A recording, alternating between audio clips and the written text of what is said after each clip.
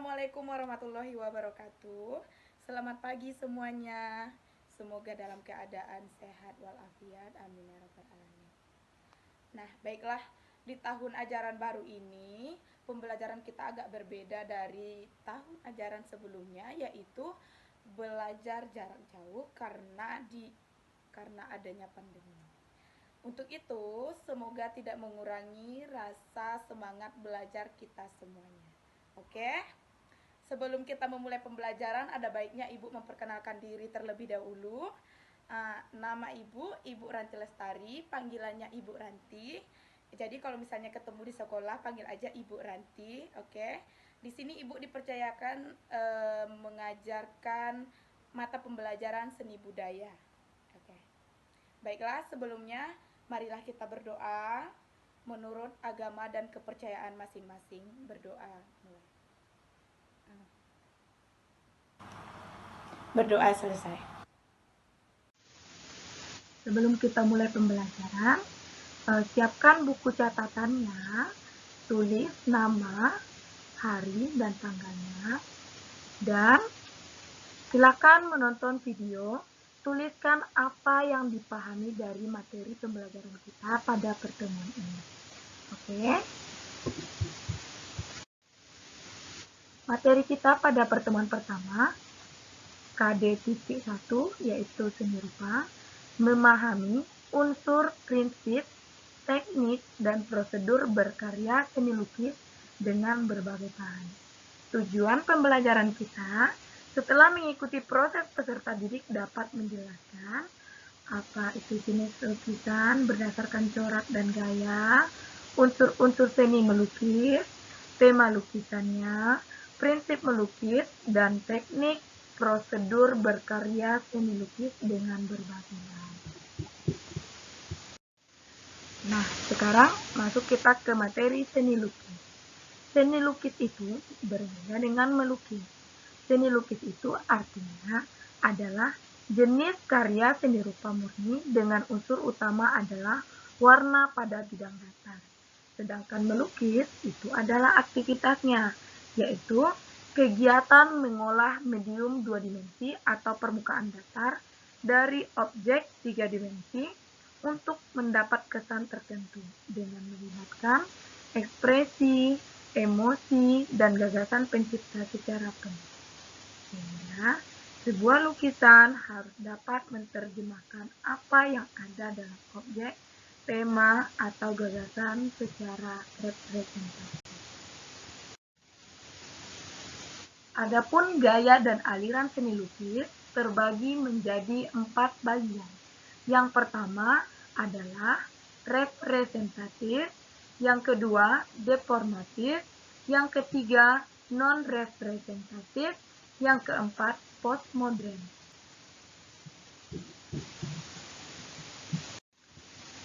Yang pertama, apa itu representatif?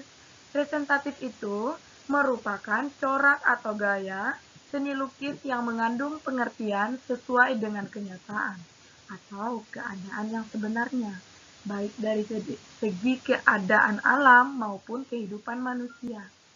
Gaya representatif dapat dibedakan atas 3 corak. Yang pertama yaitu corak naturalisme. Corak naturalisme itu adalah lukisan yang penggambarannya bersifat alami. Yang kedua, corak romantisme merupakan penggambarannya menceritakan hubungan manusia dengan manusia lain ataupun hubungan manusia dengan bendanya. Yang ketiga, corak realisme merupakan lukisan yang penggambarannya sesuai dengan penggambaran hidup. Yang kedua, gaya deformatif. Apa itu gaya deformatif? Yaitu gaya dan corak seni lukis yang penggambarannya mengandung pengertian perubahan bentuk sehingga menghasilkan bentuk baru namun yang aslinya masih nampak. Aliran deformatif ini dapat dibedakan berdasarkan coraknya. Yang pertama, surrealisme, yaitu lukisan atau penggambarannya bersifat berlebih seperti karikatur. Yang kedua, impresionisme, yaitu lukisan yang penggambarannya sesuai dengan kesan saat objek dilukis.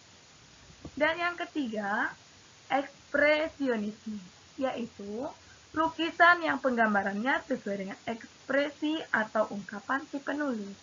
Yang keempat, ada kubisme. Kubisme ini adalah lukisan yang berbentuk persegi empat. Yang ketiga, ada gaya non-representatif. Gaya non-representatif ini maksudnya adalah gaya lukisan yang bersifat abstrak ataupun sulit untuk dikenali atau juga sulit untuk dipahami orang, tetapi memiliki nilai estetis dan disenangi orang. Yang keempat, ada gaya postmodern. Gaya postmodern ini merupakan gaya yang lukisan yang timbul sesudah modern yang memiliki ciri penyederhanaan dan pengayaan, bentuk, dan sedikit ornamental. Biasanya, lukisan gaya postmo ini lebih bebas dan cenderung tidak memiliki aturan-aturan tertentu, dan lebih banyak eksplorasi unsur-unsur rupa. Lukisan gaya postmo ini lebih cenderung bertemakan kritik sosial kemasyarakatan. Nah, sekarang kita masuk ke tema lukisan. Apa itu tema?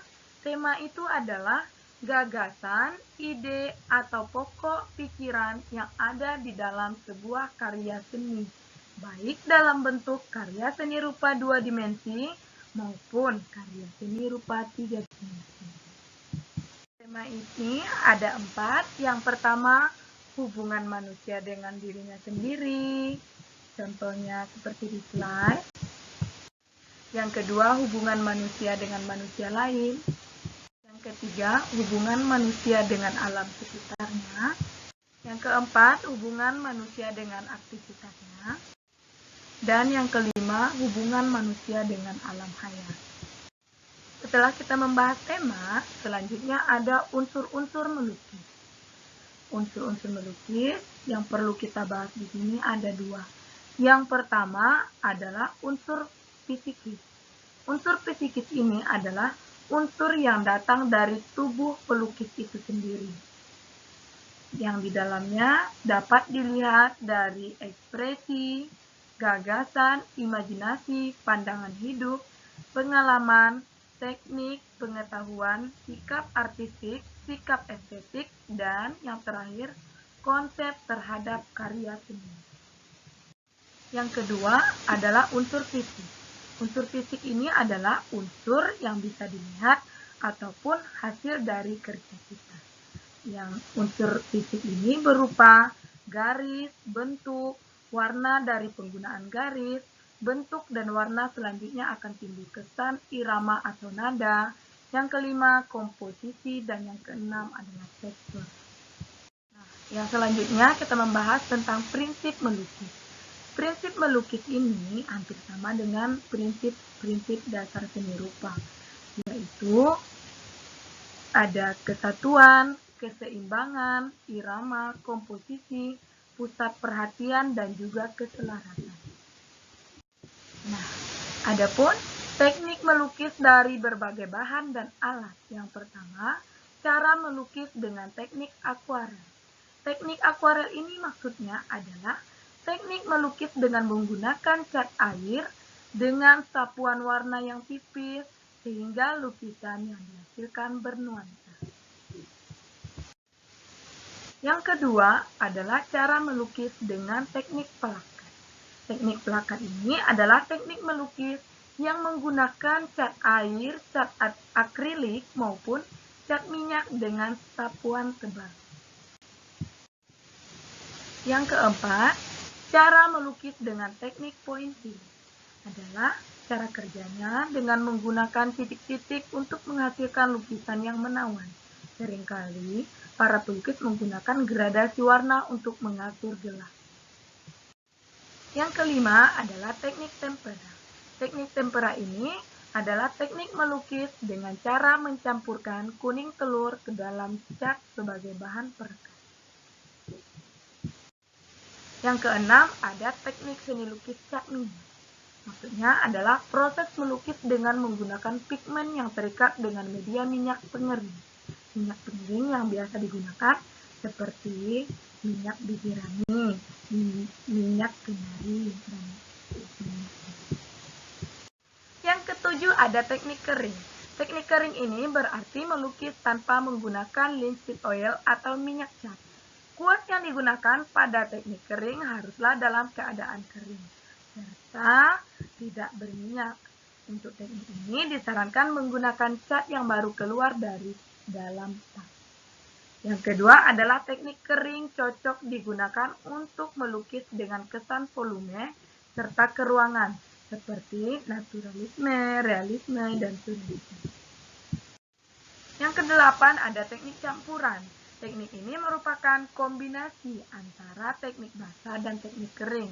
Dengan teknik campuran, kita bisa saling menutupi kekurangan dari teknik basah dan teknik kering.